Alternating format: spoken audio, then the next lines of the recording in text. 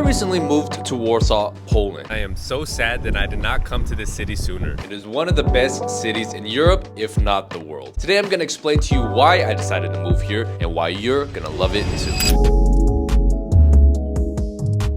The main reason why a lot of people come here is the cost of living. I know a lot of Polish people get mad at this because Warsaw is not cheap for Polish people, but if you make dollars or euros, Warsaw is still relatively affordable, especially for being a capital city. Rent actually has gotten quite expensive here in Warsaw over the last couple of years, especially after the war. The place that I'm staying at right now was worth probably half of what it's worth now in 2021. However, restaurants are still relatively affordable and groceries are still very cheap. So if you don't go out to eat a lot and you just cook at home, it is still quite affordable. I think you can get by at around maybe less than $10 a day if you cook all of your meals, which is pretty good. I've traveled to Austria, London, West Europe. The prices there are getting really ridiculous. I think Warsaw has some of the best value in terms of getting that European lifestyle, being very safe while also still being quite affordable. Just like any big European city, you have a lot of really good transport options here. Warsaw has a metro system, a tram system. You can have bikes that you also rent. You can just order a Bolt or an Uber if you want to get everywhere. Right now, there's a lot of construction being done all over the city. I don't know why they didn't just work on pockets first, but instead decide to work this huge surface area altogether. They don't have motor taxis like they do in Southeast Asia, which is my favorite method of travel, especially for it being so cheap. Because it's a European city, it's very bike friendly. There are bike lanes all around the city. It's very easy to get around, and you're going to be spending a lot of time outside and walking, which is another part of European life that I really love. Everybody says that Poland is the safest country in Europe. I actually have kind of wondered about that because yes, it is very safe, especially for women, but I have heard stories of men, particularly Ukrainians actually. And this is actually just a general warning to a lot of people, especially if the football game's late at night. There's a lot of people that are drunk just looking for a fight, even though the football teams aren't that good. But this is kind of a double-edged sword. I wouldn't say street violence is that common, but if you mess with the wrong people or you insult some guy or stare at some guy's girl wrong, you can still probably get beat up in a bar or on the street. And I actually think this is kind of a good thing. Not like street justice, but when the men are still men in a society, they're generally territorial and protective. And that leads to people getting in fist fights sometimes. Theft isn't really common here. When I'm out in restaurants, you know, you can leave your bag on the table. Nobody's gonna touch it. I don't really have a fear at night that someone's gonna break into my home like I did when I was in Colombia. Guns are legal here, but they're very, very rare. There's not like mass shootings or anything like that. I think about a month ago, there was like a random murder of this college girl by this crazy guy with an axe that happened like a few streets over, and it really shocked the nation. But this is not a common occurrence, and it's not like you have to be scared of terrorist attacks either. A lot of people say that Polish people are racist, and that is half true and half not true. So kind of hear me out. There's this meme that I really like. You have this white girl that says, I'm not racist, but all of her friends are just white girls. Guys will say, yeah, heck yeah, we're racist. But then we have friends from all different countries and we're all racist together. That's just kind of how men bond. I think Poland is kind of the same way. So there's kind of a tier system, but it's not really based on skin color. So you have the Ukrainians, and then the Russians, and then the Arabs, and then you have black people. And then you kind of have everybody else. If you have brown skin, you do have different treatment compared to people who have lighter skin or of Asian descent. That is definitely true. I have a couple of Nigerian friends who have lived here for quite a long time, and they've had zero racist experiences. Granted, they don't really speak Polish, but they come from higher class wealthy families. They know how to act high class. They don't dress in a street way. So I think if you assimilate to Polish culture and try not to draw a lot of attention to yourself and you are respectful to everybody else, they're going to treat you with respect.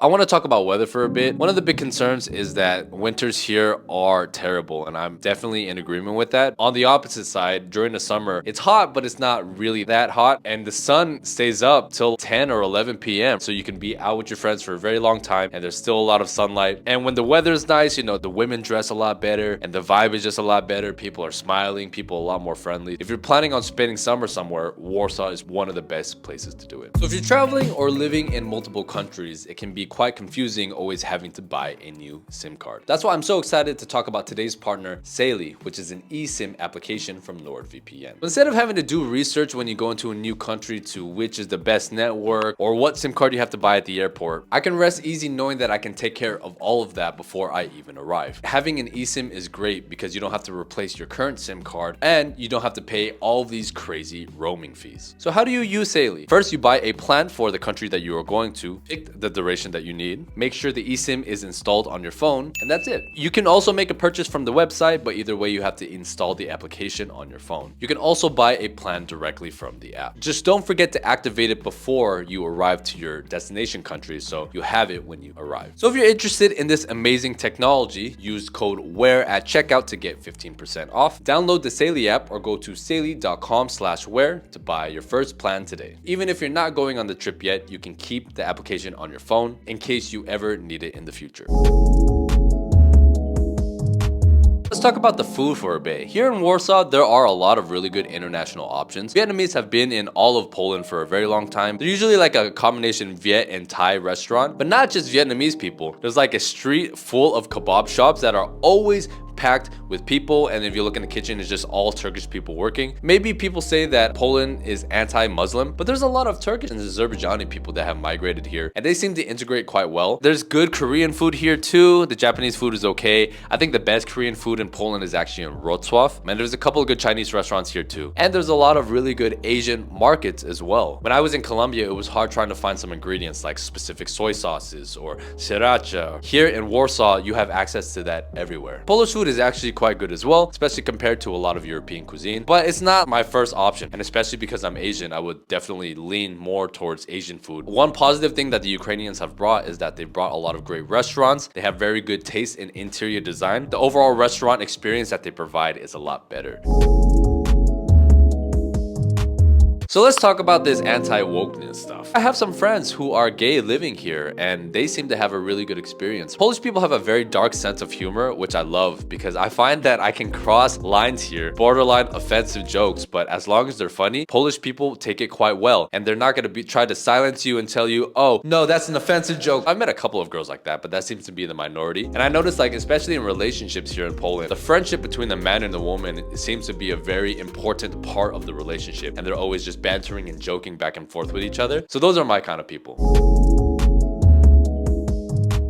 Polish culture is really awesome. It's very similar to Asian culture, and I've talked about this a lot. Polish people are one of the only Europeans to never conquer any other nation because they have a huge history of being attacked from all sides. We are patriotic because we almost lost the country already a couple of times. The superpowers tried to erase the Polish identity, but we stuck through it and we raised like a phoenix. During this time, it was illegal to speak Polish, but for some reason the language still survived, which is why Polish people are very proud of their language. It is a country and a culture that's founded on shared history and shared struggle, which is why there's still a lot of unity in the country. Sure, a lot of Polish people can be grumpy and fight all the time for stupid politics stuff or just like small things, but at the end of the day, if Poland were to go to war or be in a conflict, I think that the majority of the people here would respond to the call. Poland is very unique because their shared history and struggle is so deeply embedded within everybody's mentality. It's actually really cool to be a part of it, and you only really get to experience this if you learn the language and the history.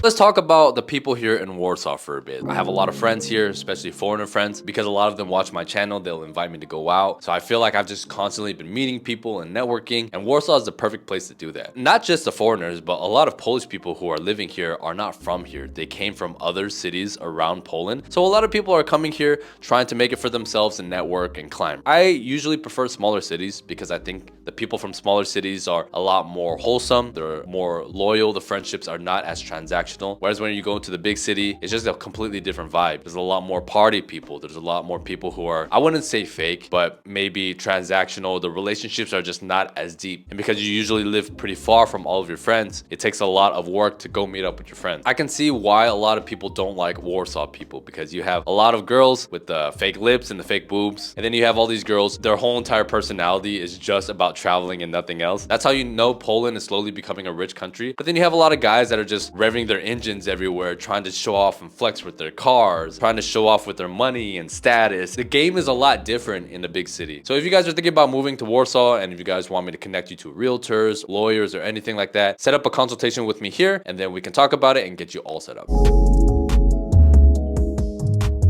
I like how there's a pretty good work-life balance here. Just like most of Europe, there's a lot of good social benefits, there's good pregnancy leave here, and the healthcare system is actually pretty good. I know the public healthcare system I've heard is not the greatest, but private healthcare is not that expensive. I think LuxyMed for a year costs like $700, and then you get like 1 or 2 doctor's appointments a month, and you get a lot of coverage. Polish people do work really hard, not as much as East Asians. I think we're like the final boss of working hard. Polish people also value family and going out with their friends, and here in Warsaw, it's like the perfect playground. There's a lot of places that you can go. You don't need a car. It's a great city to be in, to socialize and to make friends.